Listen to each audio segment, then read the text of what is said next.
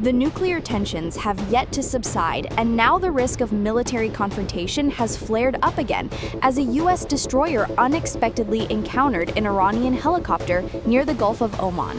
What is the current situation in the Middle East? All the latest developments will be the main focus of today's video. Iran, on Wednesday, July 23rd, said an Iranian Navy helicopter confronted a U.S. warship attempting to approach Iranian territorial waters in the Gulf of Oman. Iranian state media published images from a helicopter in visual range of the USS Fitzgerald guided missile destroyer. A crew member could be heard issuing what appeared to be a radio warning to the U.S. warship to change course, saying it was approaching Iranian territorial waters. Asked about the incident, a U.S. defense official told Reuters that the occurrence had no impact on the U.S. Navy destroyer, calling the encounter a safe and professional interaction, and any information claiming otherwise are attempts by Iran's Islamic Revolutionary Guard Corps to spread misinformation. Previously, Iranian forces have repeatedly encountered U.S. forces in southern Iranian waters, such as the Gulf of Oman. In 2023, Tehran claimed it forced a U.S. submarine to surface while passing through the Strait of Hormuz, a claim Washington denied. This tense development comes amid ongoing security instability in the Middle East. Earlier, Israel launched a campaign against Iran, accusing it of developing a nuclear program for military purposes, a charge Tehran has consistently denied. Iran retaliated with military strikes. Over 12 days, the two sides engaged in continuous airstrikes against each other. The U.S. also joined the conflict with a single strike targeting Iran's nuclear facilities. In response, the following evening, Iran launched missiles at the U.S. Al Udeid military base in Qatar, but stated it had no intention of escalating tensions. Subsequently, U.S. President Donald Trump announced that Israel and Iran had agreed to a ceasefire, officially ending the 12-day war. Regarding its nuclear program, Iran has repeatedly affirmed its purely civilian purposes. The Director General of the International Atomic Energy Agency, IAEA, Rafael Grossi, previously stated that the agency has found no clear evidence indicating Iran is pursuing a nuclear weapons program.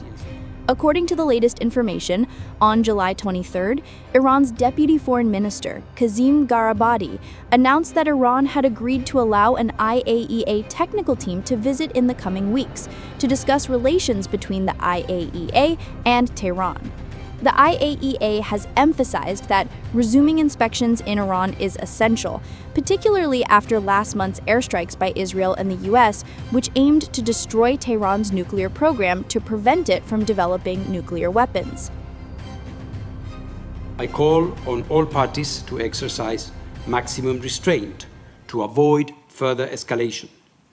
I reiterate that any military action that jeopardizes the safety and security of nuclear facilities risks grave consequences for the people of Iran, the region, and beyond. The IAEA continues to monitor the situation closely, stands ready to provide technical assistance, and remains committed to its nuclear safety, security, and safeguards mandate in all circumstances. I stand ready to engage with all relevant parties to help ensure the protection of nuclear facilities and the continued peaceful use of nuclear technology in accordance with the agency mandate, including deploying agency nuclear security and safety experts in addition to our safeguards inspectors in Iran, wherever necessary, to ensure that nuclear installations are fully protected and continue to be used exclusively for peaceful purposes. So for that to confirm, for the whole situation to evaluate, we need to return. Of course, we have to recognize that there was a war, there was military action until yesterday.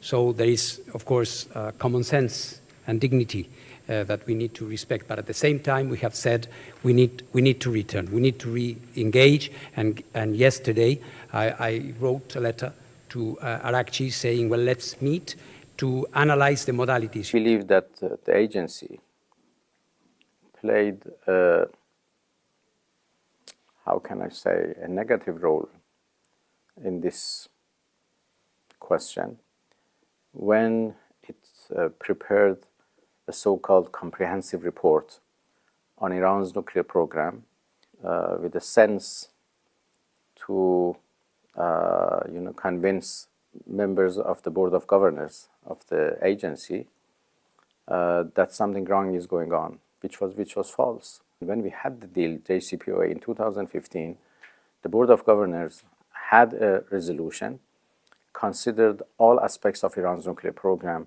and decided to close the so-called file of PMD, possible military dimension of Iran's nuclear program.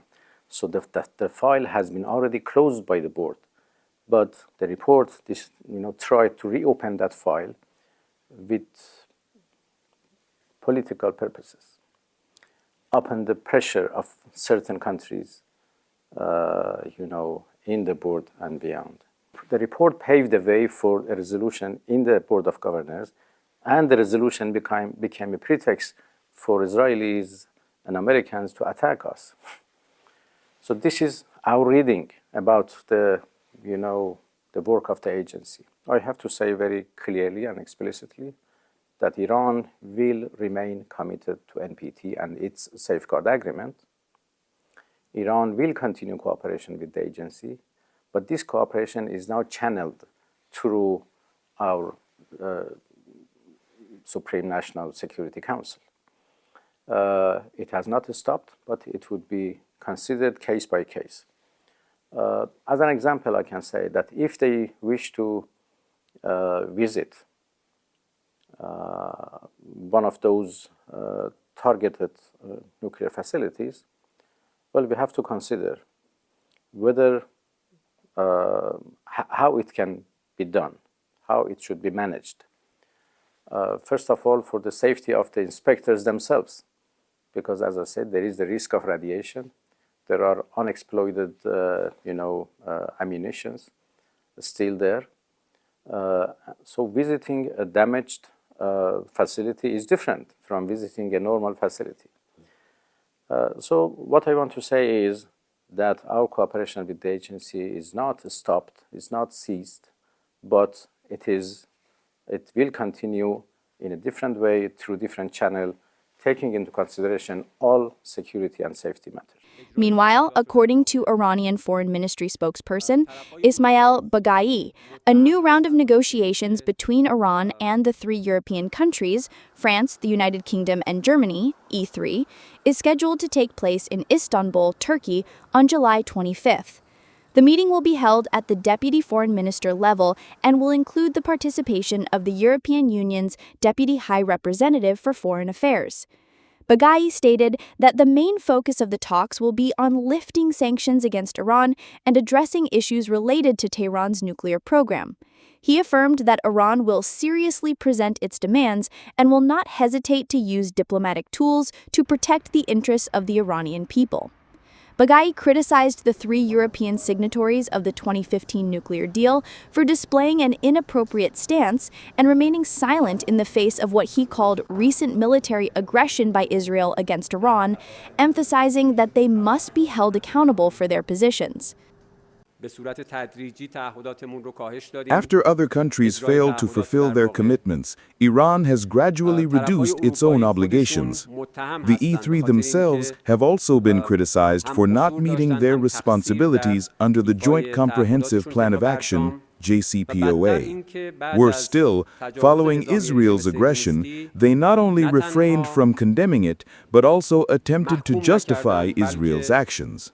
Therefore, as members of the JCPOA, the E3 have no moral, political, and logical grounds to use a resolution they themselves have not implemented to restore sanctions. قطعنامه‌ای که خودشون باعث عدم اجرا شدن استفاده بکنن جهت بازگرداندن تحریم‌ها برخوردار نیستن. Regarding the possibility of resuming nuclear talks with the U.S., Iranian Foreign Minister Syed Abbas Araghchi stated that a prerequisite is for the U.S. to demonstrate goodwill and a desire to reach a mutually beneficial solution. In an exclusive interview with China Global Television Network, CGTN, conducted in Tianjin, where he was attending the Shanghai Cooperation Organization Foreign Ministers meeting, Arakchi argued that the U.S. withdrawal from previous nuclear agreements has led to the current instability. We are not convinced yet that there is this real determination. At the same time, there should be also a real intention for a win-win solution. Our nuclear program is for peaceful purposes, and we are 100% confident on that. And we have no problem to share this confidence to anybody else.